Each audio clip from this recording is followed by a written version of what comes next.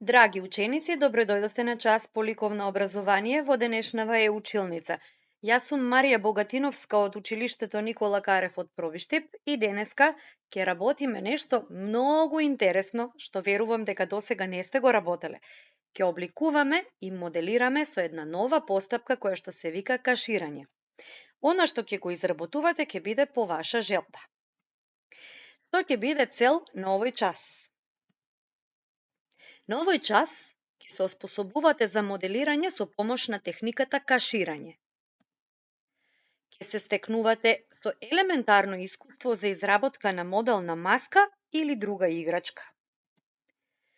Правилно да ги користите средствата и помагалата за моделирање и ќе откривате карактеристики на материјалот преку визуелни и тактилни сетила.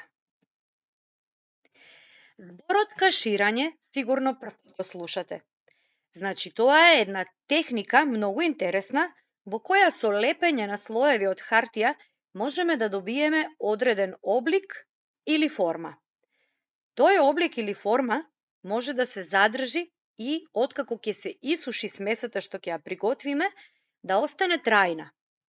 Ете ќе видите сега како тоа изгледа. Пред да ви презентирам што ќе правиме, да ви кажам што ќе ви биде потребно. За овој час ќе ни биде потребно брашно, вода, сат за мешање на смесата, весници, играчка или некоја вистинска маска како оваа, која што всушност ќе сакаме да го добиеме обликот, темперни боички, четки, картонска подлога и некои украси по избор. Сега ќе ви пуштаме видео кој што ќе го следите и ќе ви ги објаснам чекорите. Значи, најнапред се прави смесата од брашно и вода. Го додаваме брашното и водата и со лажичка мешаме. Значи, не треба да биде многу густо, како тесто, туку треба да биде кашесто. Тоа ќе видите сега како изгледа, за да можете лесно да ја направите смесата. Смесата не треба да има грудчиња, доколку ви се појават грудчиња, можеме да искористиме цедалка. Еве, со помош на цедалка јас ќе ја прецедам мојата смеса, бидејќи имаше грудчиња, што можеа да ми пречат во работата понатаму. И откако ја прецедов, добив една многу убава хомогена смеса, мазна, која што има средна густина. Ниту е премногу густо, ниту е премногу течно. Ете како изгледа. Тоа беше првиот чекор. Сега ќе го објасниме вториот чекор. Весникот е на повеќе слоеви и така не го отвараме, за да можеме побрзо да го исечеме. Значи, го сечеме весникот на парченца со неодредена форма. Важно е парченцата да бидат мали, за да можеме полесно да обликуваме. Колку се поголеми парчињата, толку потешко би ја обликувале маската или играчката. Сега треба да поставиме подлога на работната површина, бидејќи оваа смеса е полутечна и може да направи неред во училницата или во домот. Ја земаме играчката или маската за која што вие ќе се одлучите и пристапуваме кон потопување на парчињата весник во смесата и ги лепиме тие парчиња врз предметот. Оваа смеса всушност од брашно и вода има улога на лепак во овој случај. Парченцата ги поставуваме така што тие се преклопуваат едни со други, за да не ни се направи некаде дупче, некаков отвор, кој што би предизвикал лесно да се скрши крајниот производ што ќе го добиеме. Овде, околу очите, гледате дека внимаваме. Треба да останат тие отвори. На краевите сме внимателни. Ете, забележувате како се растекува смесата, затоа мора да поставиме подлога.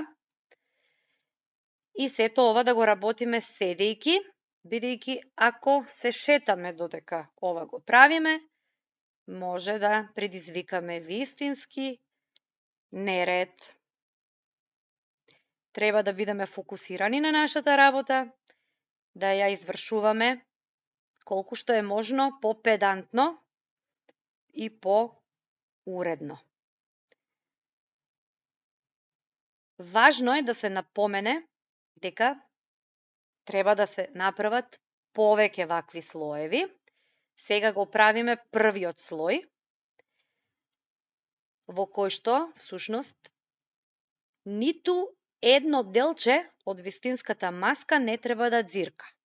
Треба сето тоа да биде убаво обкружено со весник.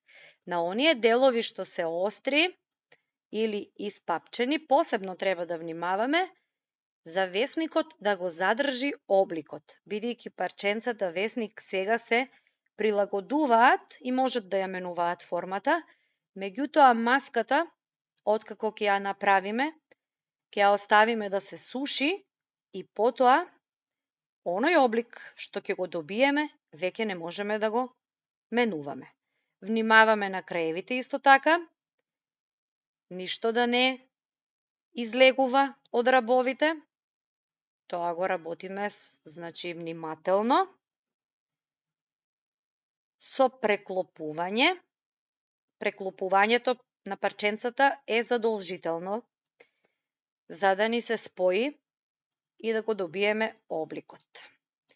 Понатаму, еве, ќе продолжиме и со преостанатиот дел. Ќе ве оставам овде да ја гледате постапката, бидејќи нема потреба повеќе да зборувам и ќе почнеме и со лепење на преостанатите слоеви. Значи, најмалку 3 слоеви се потребни, а може да имаме и 4 и 5, бидејќи ако оставиме само еден слој, лесно може да ни се скрши добиеното. Вака, со повеќе слоеви би било многу поцврсто.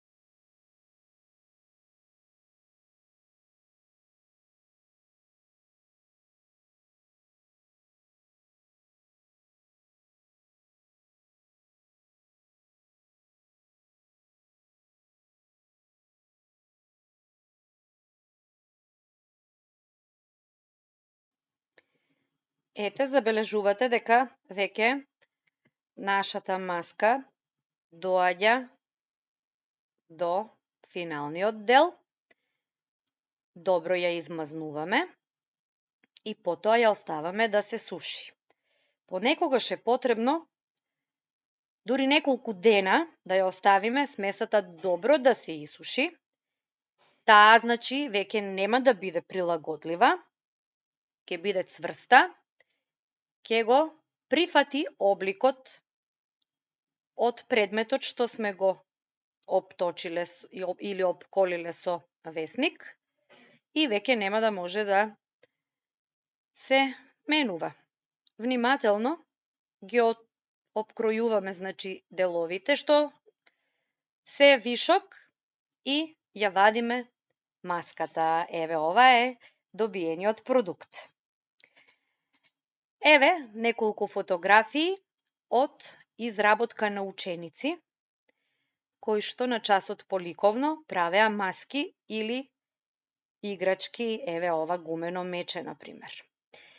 Откако завршија со постапката, ги оставивме маските и другите играчки да се исушат добро и потоа, откако се исушија, требаше учениците да ги декорираат. Тоа го гледаа од оригиналната маска или по собствена идеја, кој како си имаше замислено, и се надевам дека овие креации што ги гледате сега ќе ви се допаднат и може да ви послужат како идеја за и вие да го направите истото. Еве како изгледа маската кога ќе ја извадиме. Ова е кашираниот дел и си гледаме од оваа за да ја украсиме и да ја декорираме. Еве го мечето и преостанатите изработки. А ова е мојата маска. Дали ви се допаѓа? Сега ќе ве оставам да уживате во вашата работа. Ова е една од помилените мои техники. Ви препорачувам да изработите нешто со оваа техника, да го декорирате по ваша желба, да му направите дизајн по ваш избор и да бидете пресрекни од вашето дело. Ви благодарам на вниманието.